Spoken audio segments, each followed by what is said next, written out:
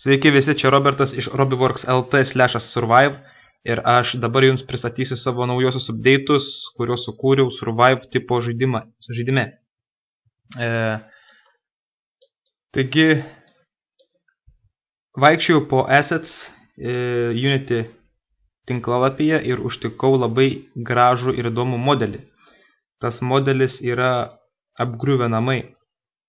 Ir aš nusprendžiau sukurti žaidimui tam tikrą idėją, kad būtų tam tikras atspirties taškas ir tikslo uždavinys, kad kurti ką nors su mintimi.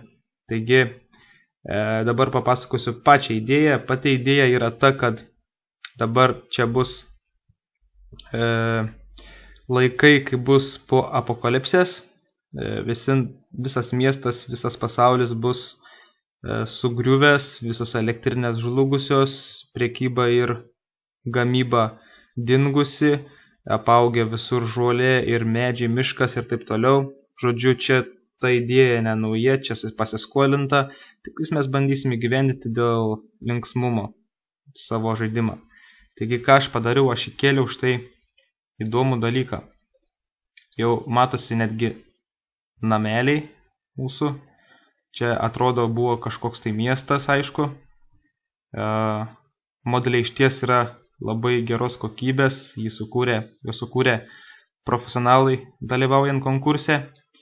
Taigi, štai kaip ir sakiau, yra namai. Čia kažkada buvo miestas kadaise. Taigi, žmonės bandydami saugotis nuo vieni kitų, gal ir plėšrių gyvūnų, bandys išgyventi šiame nelamtame pasaulyje. Taigi, bus įdomu žaisti šį žaidimą online, nes kiekvienas kovos už save. Žinoma, mes tą mapą padidinsim iki super duper didelio mapo, kad galėtume mes žaisti normaliai online. Tai yra, bandysim išgyventi sugriuvusiame po apokalipsinėme mieste. Tai yra pasaulyje. Taigi, ką aš dabar noriu jums parodyti, tai aš padariau laužo kūrimą.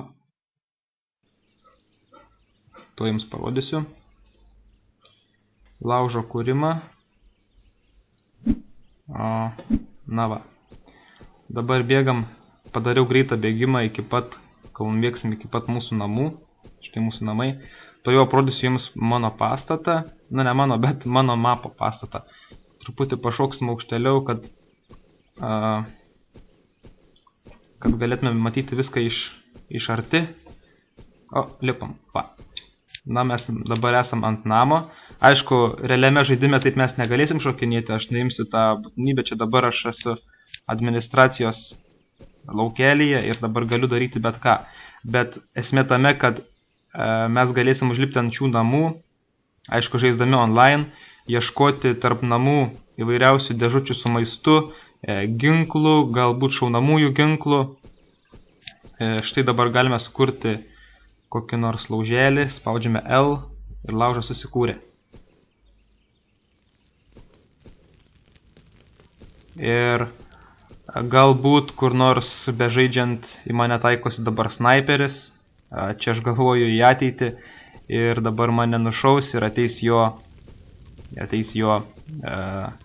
tie grupės dalyviai ir atims mano maistą, mano malkas, mano pinigus, jeigu tokie bus ir taip toliau.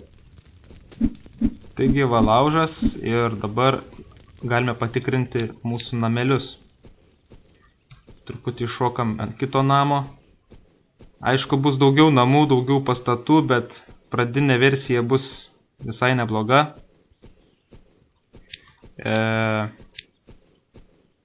Pridėsiu čia pilną įvairiausių išgyvenimui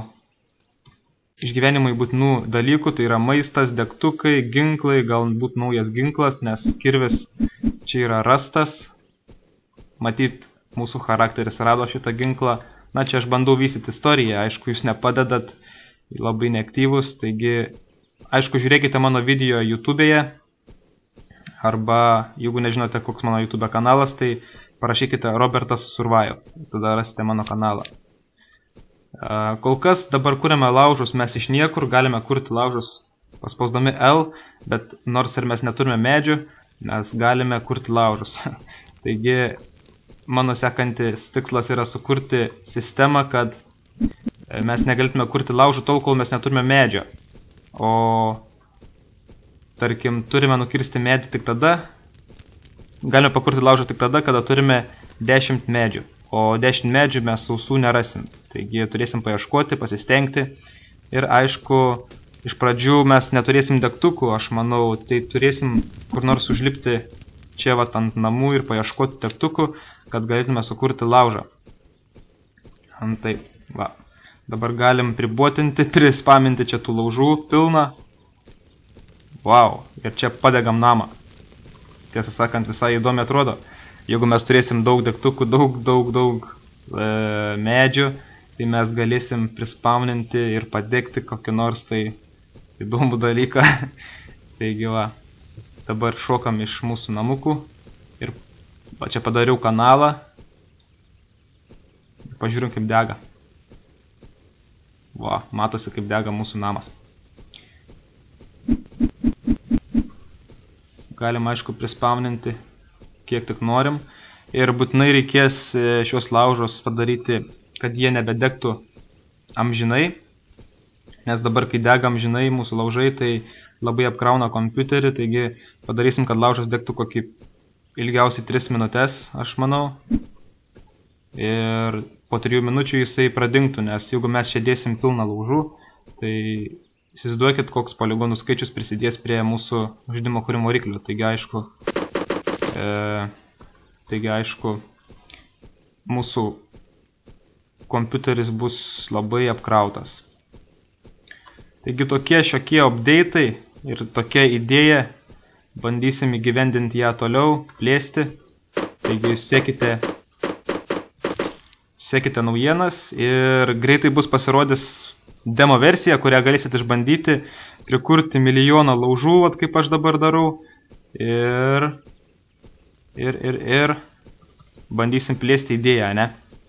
Taigi, viso gero ir sėkmės bekuriant laužus.